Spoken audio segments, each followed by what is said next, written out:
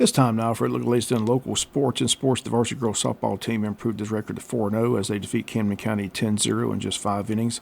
Senior pitcher Reagan Harvey pitched the win in the circle, also added a 2-run double. Avery Smith a 2-run home run, and Ada Slither just missed a home run with a double off the top of the left field fence. Wayne County scores 10 runs on 14 hits, while Camden scores no runs on just 4 hits. And the game lasted just 5 innings. Lady Jackets in action Wednesday at Richmond Hill at 5:30. JV girls won Monday over Camden in 3 innings by a score of 13-7. The girls volleyball team begins their season day at Liberty with JV match at 6 and varsity match at 7. On Monday, a scrimmage was held with Wayne Christian Academy in the Wayne County gym. Wayne County JV won 2-zip and the Wayne County varsity won 3-zip. Also taking place today at Billmore Park at Wayne County Middle School softball game. They'll host Brantley County today at 4:30 p.m. Atlanta Braves 1-0 winners last night over the Giants in 10 innings. Game time tonight, first pitch 9:45. Braves and Giants out on the West Coast. High school football season kicks off this Friday night, and the Wayne County Yellow Jackets are at home at JC Stadium this Friday, hosting the Glen Academy Red Terrors. Kickoff is set for 7:30. Our coach will begin with the Wayne County Coaches Show at 6:30. So I'll sit down each week with head coach John Mooring and preview the game, recap the previous game during the season. And that gets underway Friday at 6:30. That leads into our pregame show from the stadium at 7. Then kickoff at 7:30. Then after the game, the Oakwood Associates postgame show. So we'll talk with head coach Mooring and get his thoughts on the game. Again, it all begins this Friday night. Wayne County hosting Glen Academy week 1 of the high school football season. Other games this weekend in the area. Long County's at home. They take on Vidalia.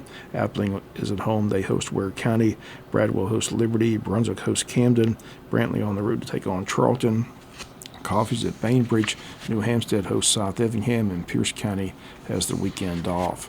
Preseason top 10 rankings are out in each classification. And in Quad A, our region has 4 teams in the top 10, including preseason number 1 Benedictine, 2 is Stockbridge, 3 is Marist, 4 Cartersville. Perry comes in at number 5, a region opponent. North Oconee 6, Ware County 7, another region opponent. Creekside 8, Warner Robinson, another region opponent 9. And rounding out the top 10, Blessed Trinity. Again, 4 of our region teams in the preseason top 10. And in Double A, Pierce is ranked preseason number 1, Appling ranked number 2.